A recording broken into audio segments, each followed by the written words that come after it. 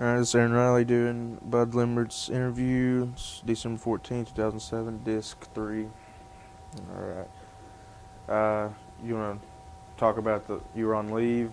Yeah, And, yeah, I got this leave before I went overseas. Well, and I didn't, fact of business, I couldn't make bus schedules. So I believe it's four of us boys that were coming toward Little Rock. We hired a private car, a boy that did that, or you know what I mean, and paid him to bring us to Little Rock. And then I rode the bus from Little Rock on up to Newport, and then caught another bus. Then it come over to Uno, and then I walked and on in there. So, but then let's see. Yeah, I'm not sure, but I believe I had either 4 days or a week off there before I went back. And then when I got back to the camp where I taken basic at, then I went to Longview, Texas, and taken some advanced training in neurosurgery. And that is where I really, the thing about it, I enjoyed it in a sense because it was high tech. Everything I was learning was something that was high tech, and it was something that not very many people had a chance to get in on, because, and it was there where I realized how important that it was to know what to do, and was kind of saddened in a sense, thinking that the brain, that was the end of it. Your brain, it was supposed to have all the knowledge in it, but it all stopped there, and it all went back to controlling your body. And so I knew there that if you didn't learn it while you was in school, while somebody was there to take, and you got out in the field, why, then you had no way of getting any more knowledge. And what seemed as though what I was learning, that I couldn't comprehend it, and it was getting away from me. So actually, but I learned when you start doing it, then you find out that what you learn basic, and you follow through with the common sense, and everything starts coming back to you. And then it really gets interesting, because you see how everything works. And really, I had never been anywhere around, and then whenever I did all the traveling and seeing how everybody else worked, that's where I got most of my knowledge. It was more schooling in the 2 years that I was in the Army, or less than 2 years, was in the Army. I learned more there than I did all through my schooling. And fact of business, that's where I learned to survive. You know what I mean? And survival was easy to do. I gotta hug your neck before I go. Okay. I sure do appreciate you doing this, Bud. Okay, and, yeah. And don't. Let's see, Aaron, you'll start that back on. Alright. What did you and other soldiers do to entertain yourself during, like, when you weren't at war? When we weren't at war? Like, what'd you do for entertainment? You didn't have time for entertainment. Right. Let me mention this right here. This battle of Okinawa, it lasted from April the 1st till 22nd, I want to say the 22nd of June. 21st to 22nd, because Edward was born on the 24th. And he was born just at the end of the war. But during that time, there everything. You was doing everything. You was in danger all the time, and you were looking for survival and doing everything you could for survival, because you knew that everything depended on you as an individual and as everybody collectively. And you didn't have much spare time. Now, once that the war was over, once that the fighting was over, they declared the war over, then we had time and we done things. But right during the time that everybody was busy and needed, why, you didn't have any time. Now, if you got a break, my time I spent on the ocean. This not very far from where we stayed most of the time, there was what we call a seawall. A seawall is two hills. I can describe Okinawa right where we were at mostly, was a lot like the hills of Jonesboro. It wasn't big hills. Now, they had some awful rough country that was up north of us. But where we were at, and their seawall was between two hills. It held the water back from covering a lot of flat land between these two hills that run down to the water level, or the beach, which wasn't a beach, just the side of the ocean. And the water, it was about 2 foot wide and made out of rock, and it was about, in the tallest place, about 12 foot high. Well, when the tide come in, and the tide comes in the same time all the time, tide's in and out. When the tide was out, there was a flat coral reef. It was jagged pretty well in places, but places it was flat. And you could walk out about a mile in the ocean with it, and when it just dropped off, it's the prettiest blue water you ever see. I mean, it's beautiful. But I'd sit on this seawall a lot of times and watch this tide come in. He'd just start flapping at the bottom, and then he'd come on up to get about 10, 12 feet of water height, and then he'd go back out. But it come in usually late in the afternoon. So up in the day, if I had any time there, when this after got close to the war, where they had everything shoved down on the sort, what we call the south end of the island, was about 25 miles from where I was at. I'd walk out there and pick up little seashells and just see what the thing, little ocean things, you know, that was in the ocean, and just walk out on it and look around and just pick up stuff. Of course, go back, and when the tide started coming in, but you could, in other words, as long as the tide wasn't coming in, you didn't worry about walking out there, because you'd have to walk around what we'd call here in the woods sloughs, but it would be water in it and that. But then there'd be plenty of places that you could just walk around and be level for maybe 50, 60 feet. There it would be just as level as you could see. But it was a coral reef, and if you didn't have shoes on, boy, you couldn't walk. It was jagged stuff, but it was solid. Wasn't no danger you falling through anything like that till you got to the edge of it. You got to the edge of it where it looked like just straight down. And now this coral reef would hold up bulldozer or anything like that. Of course, they had no business being way out where I would go, but like they'd want to go along the side of the beach there, why, and it was, maybe the terrain was rough, and they just get out there on that coral reef with bulldozers running up and down on that coral reef. And when the tide come in, why, that where they'd be running that bulldozer, it'd be 10 foot of water there. But then when the tide went out, and that's funny, that to me, you know, of course I've been around a lot of the ocean because I spent 90 days at sea.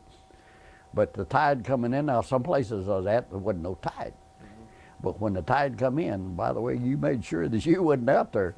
And you made sure that, you know, you could get back too. All right. What's your least favorite memory of the war? Oh, going ashore on Okinawa. Okay. No, not knowing I hadn't seen land for any of any size like that for a month, and knowing what was there, nothing, because of the fact that there was nobody that you could call friend, and everything was enemy, and it was likely, not likely to leave the island. And that's the thing. It was you just don't want to think about it, because you know what I mean. Now I had been in battle, but nothing like that. And when and all of the stuff that was taking place, I seen it everything right from a ringside seat, in other words, and didn't have any idea. And I didn't figure that I'd ever make it out of there. I really didn't. So I never, the way everything turned out, I don't want to think about it anymore, you know. And I don't, I don't like to remember the people. Y'all don't really realize it, but I have no use as Japs. I despise them because they started all that. And there is old men like I am that don't have a bit of use of me. They're still over there, but they still are suicidal people. So I hadn't got anything to look forward to as of then. Now things have changed now, see. But when you think about of the very day that I went in, the very time that I sat out there and looked at the island, not knowing what it was, I wanted to get on land because I figured I had more chance of survival on land than I had out there in the sea, because I knew they was going to throw everything at us at the sea. The only thing I knew, that all of the best equipment we had was right there. Had it at my disposal, was taken care of me, of all the best equipment, everything. And that the Navy was there just the same as we was. And a lot of the Navy boys had never seen what I seen. They never got to ride the ships. They never seen the ships fire. They never seen a destroyer fire. They never seen a gun that big around shooting. And they never seen a gun shoot and just push that ship like that when he's shooting. Sit there and watch it. And they never seen planes come over. Never seen a plane shot down and going out to sea. You know what I mean? And they never seen a plane, by the way, up there in the lights. Seen one night, Betty Bummer. He was high. And the searchlights, they had lights. Just, you know what you got around the airport here? You know that one big light that shined? Yeah. Man, we had, every ship had a light on it, like a big strong light. And ships on the shore, lights on the shore, they're just shining, and it had been bummers up there and them lights.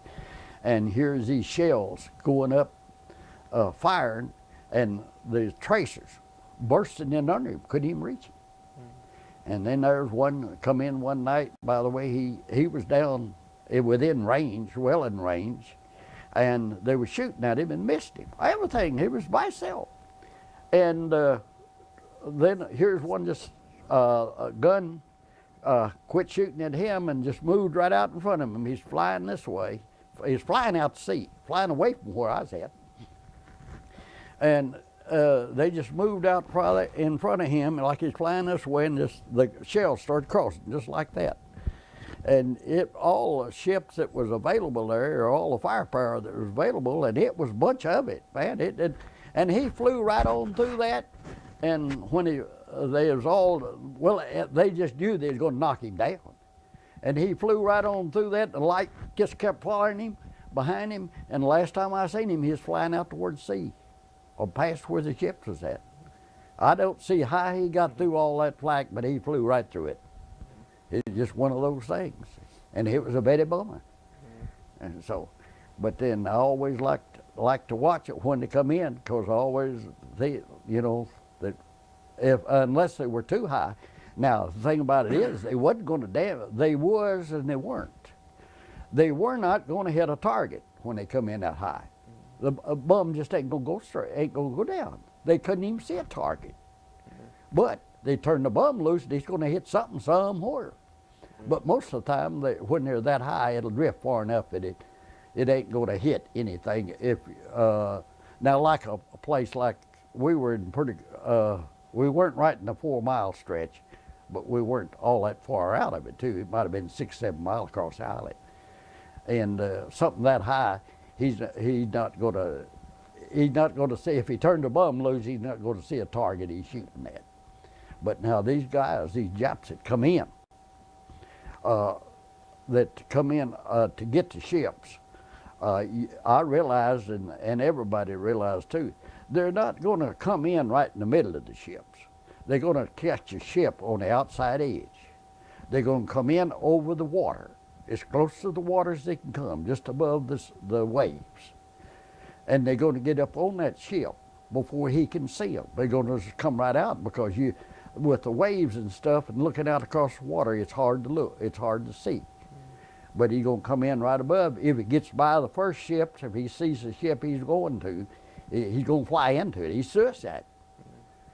And that, he's not trying to bum, he's suicide. And he's going to pass these other ships. He's going to fly around through them, but he's going to be low enough that they cannot shoot at him, because he'll hit ships on the other side. So once he can get in a bunch of ships, he can do whatever he wants to. Fall small arms fire is all you can do with him. A small arms fire ain't going to do nothing. That's just the same thing as a strafing plane coming in. Strafing plane come in, I was always glad he got by me, because if they knock him down, he's just going to clean him out of path all through there and set everything afire, and all the shrapnel and stuff, pieces flying off the plane. He's going to tear up a lot more people than just shooting you. If he shoots your leg or something like that and don't hit a vital spot, why, it'll cauterize. A bullet will cauterize when it goes through. If it hits a bone, it's going to break a bone. But if it just goes through the flesh, it's going to cauterize, and you're not going to bleed much. It's going to hurt, but it's not going to kill you, and you're not going to bleed to death, because unless he does hit an artery or something that don't cauterize. But if he goes through that flesh, it'll cauterize that flesh, it'll cauterize that little vessels and stuff in there, and you're not going to even bleed. It's like I say, it's going to hurt you. But if he knock him down, he's going to scatter, and he's going to be enough stuff hit you that it's dangerous. The other dangerous, but you get behind a tree, just step over behind a tree, and the only thing sticking out is going to be stuff that, like I say, he'd go through the flesh and stuff, or might hit a bone and break a bone. But as far as killing you and hitting a vital spot, he's not going to hit a vital spot. And a tree that's 8, 10 inches through, you stand pretty good protection, see. And something bigger, I want something bigger, but if you do anything, and the thing about it is, when their plane's coming in, a strafing plane, he wants to catch all the people that he can. So he's going to be flying along a path, along the road, or where they're flying through a bunch of people. So if you're out to yourself or something, and it's a path, you're going down a path or something, and hear one or see one, get off out of the path over there far enough, because the guns are sitting just like this, one on one side, one on the other. He's not waving them back. He's low. He's got to maneuver his plane. He's got it set on automatic. And when an automatic gets hot, when it's got hot, that gun is going to quit. So he might not even be firing when he passes you. But if you get over out of his way, he's got this thing in mind, and he's not going to cut his guns when there's a bunch of people in front of him just to get one fella. And what always made thinking it was stupid is, now on Okinawa, they didn't do that, because it wasn't that many, but these people you seeing a lot of Army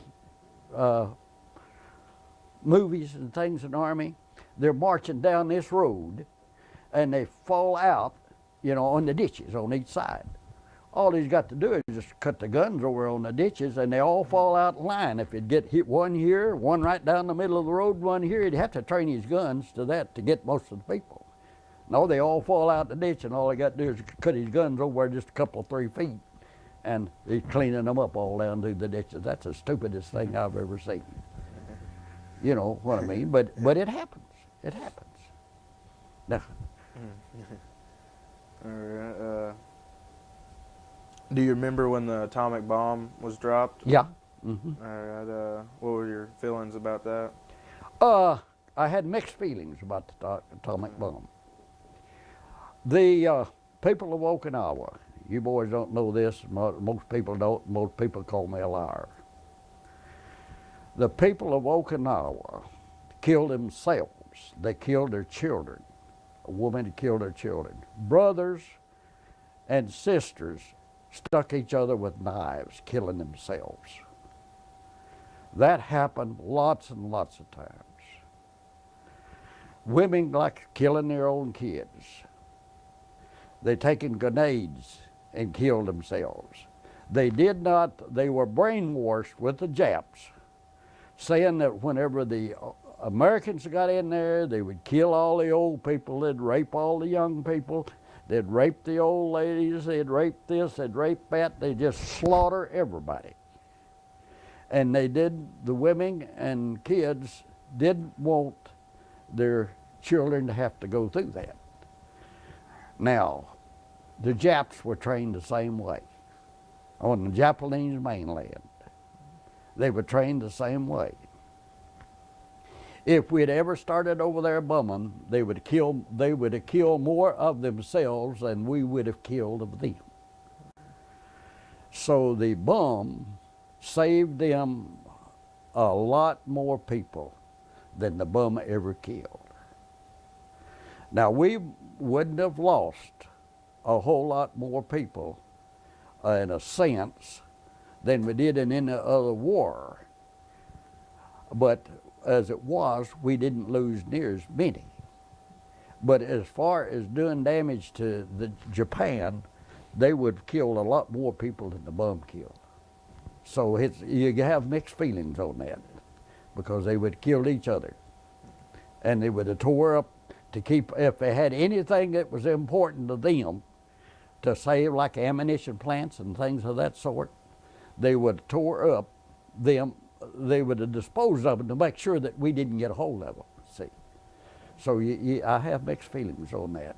And I think that as far as the casualties, it's a lot less casualties by the bomb than anything else, a lot less. What do you remember about President Roosevelt's death? Do you remember when President Roosevelt died? Uh-huh. What do you remember about that? We lost a good man, very good man. Yeah, we lost a very good man in Roosevelt. Roosevelt, of course, you know, he's a wheelchair, understood how people that were handicapped and how they could manage everything with a handicap, and the way the people thought. In other words, the way they thought about themselves inside. Now, and he, fact of business, he looked at long-term stuff. Everything was long-term with Roosevelt. So what would happen on down the, you know what I mean, what happened with people on down the line. And he also understood that people had to be taught a lot and led, because of the fact that they, and a lot of things they couldn't think for themselves, or didn't stop to think for themselves. I think that's the way it was. Yeah, didn't stop to think for themselves. So I've always admired Roosevelt. Yeah. Okay. Do you remember the day your service ended? Like the day you got released from the Army? Yeah. Oh, yeah. How'd you feel? Ooh, I was relieved. Oh, man, I was relieved. Yeah. The thing about it is, actually, I remember, and honestly, I remember that the end of the war, June 22nd, 1st or 22nd, more than I did the day I got relieved. See, whatever I got discharged, come home. I've been the day the war was over, I was ready to come home. You see, that night, there was loudspeakers on Okinawa, on a Jeep, and loudspeakers that happened to be around that designated air raids and things of that sort, important things. They had that loudspeakers like you'd have an air raid like now if we had we got a warning here in town, see, for storms and things. Well, this here over the loudspeaker at 8 o'clock tonight, there's going to be a very important announcement. And then they come in over 8 o'clock tonight, or at, well, certain times, see me at 7 o'clock or something, but I forget now what time it was. There's going to be a movie on Hill so-and-so. And they set a projector up at the bottom of this hill, and you sit on the hill like this, come up, you just sit down out there, and it's just a little old movie. And the announcement's going to be made at the end of the movie. And so when I had heard rumors, what the announcement was going to be, but it wasn't official. It wasn't official, you just hear rumors. And so I went to the movie, and then that's what it was, that the war was over. Officially over, they had declared the war was ended. Then. All right then. Nope. You got a phone. We'll just re-ask you. All right, how do you think serving in the war has changed you? Us.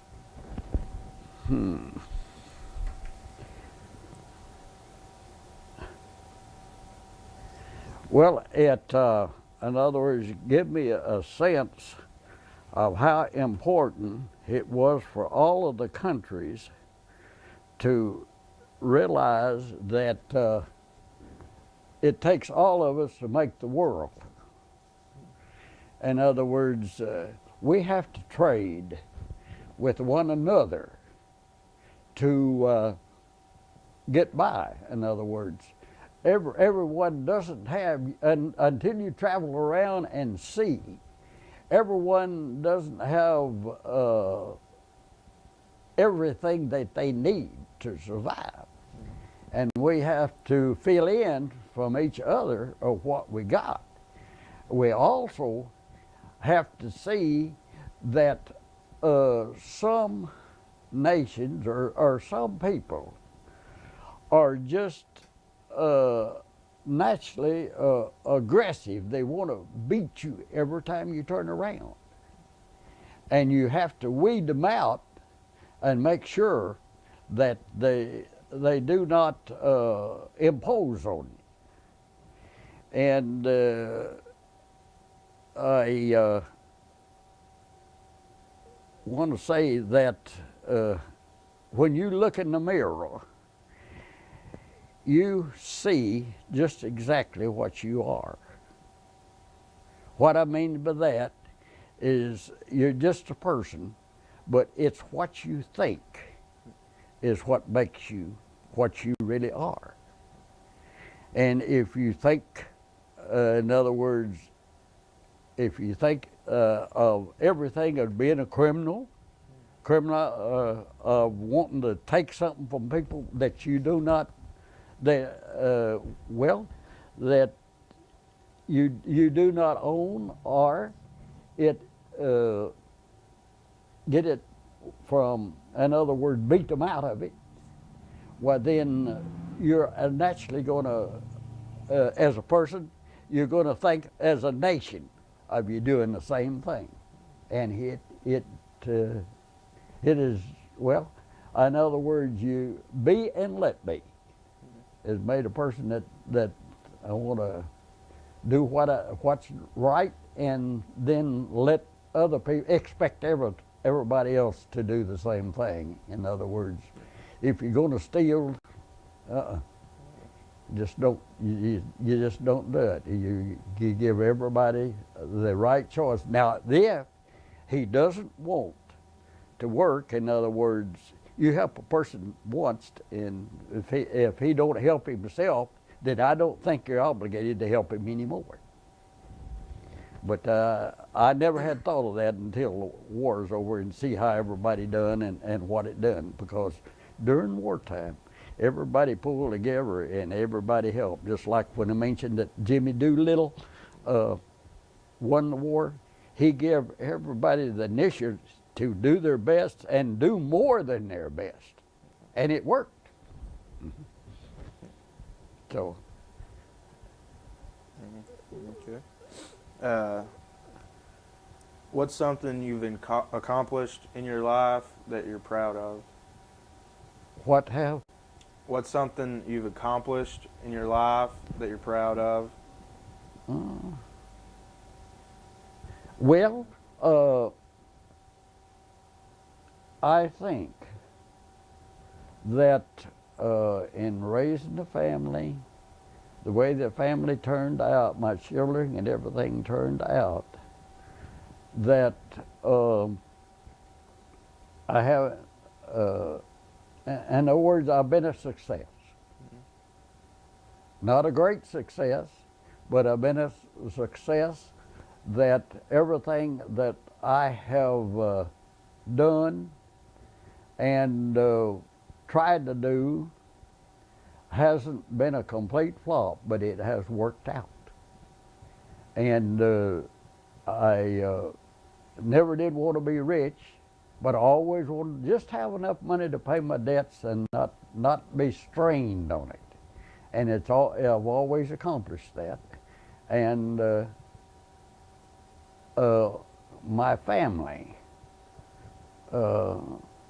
has always, to me, and I have them, respected me. They've always felt like that whatever one said something, it wasn't never harsh. It was always, well, you wouldn't say that, I guess you'd say look up, but they would, in other words, have a tendency, the way they spoke would be proud, you know. And then very seldom one of my friends, when they address you with the saying that, oh boy, he's all right. You know what I mean? You think of it, he's all right. So I guess that would be about the only thing I could say about that. Yeah. All right. All right. Tell me the biggest lesson life has taught you, and a lesson you would want to give a younger person for a better life. Life has taught in a big way that our Maker made everything. I mean, our Lord. You are responsible for everything in your life directly to Him. I mean, all of our resources, everything that we have got came from the earth, and it's going back to earth. You say, well, how do you know that?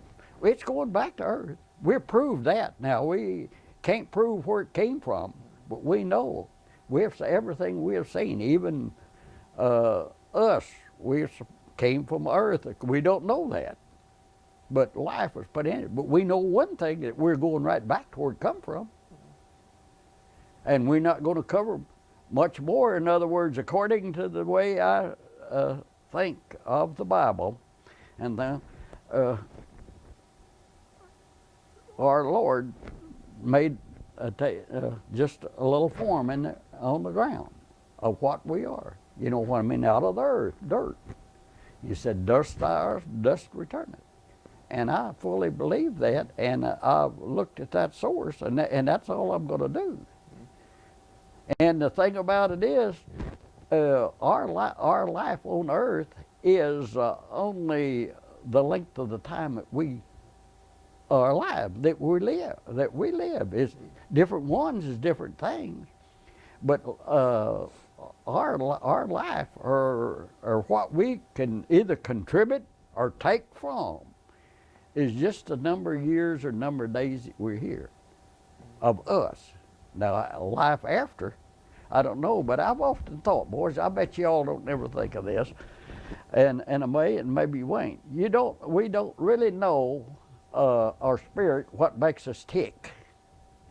But say the vehicle you drove up here, it's all made out of steel. It come out of the earth. Everything you got on that tricycle come out of the earth, somewhere, sometime.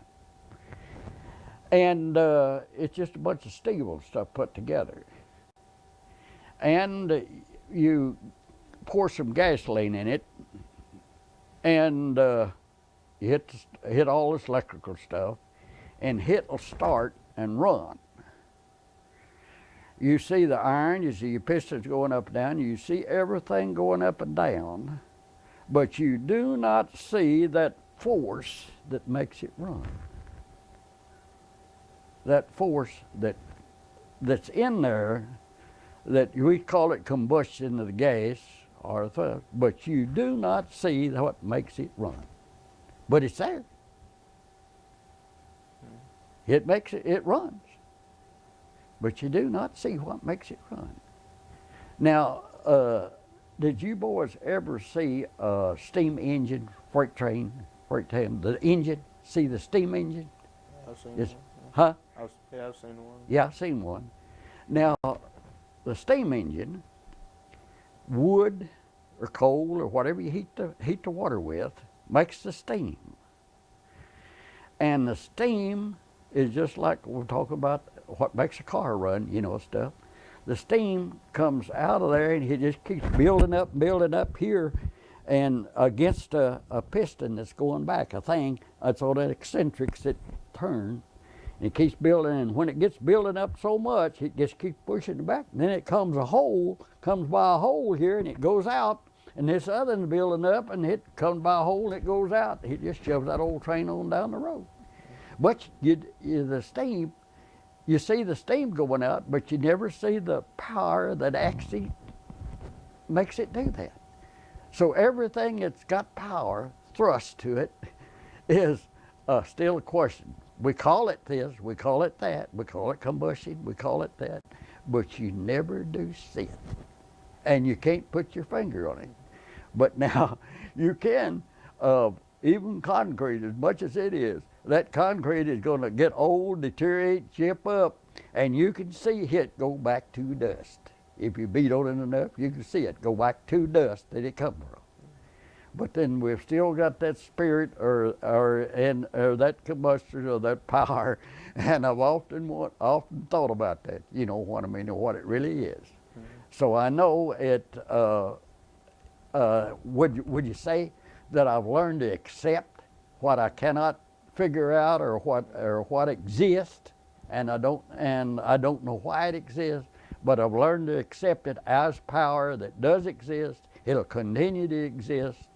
And I don't know, in other words, for our life, what time we're here on earth, living, that's as long as it exists for us, and except in the spirit, see, or except for that's power. So I don't know where that any gain enough, but I've learned to accept that, and do accept it, and always will. All right, well, that was all we had. Well, I hope, by the way, that we have learned something. That. Yeah. Oh, I learned a lot. Huh? I learned a lot.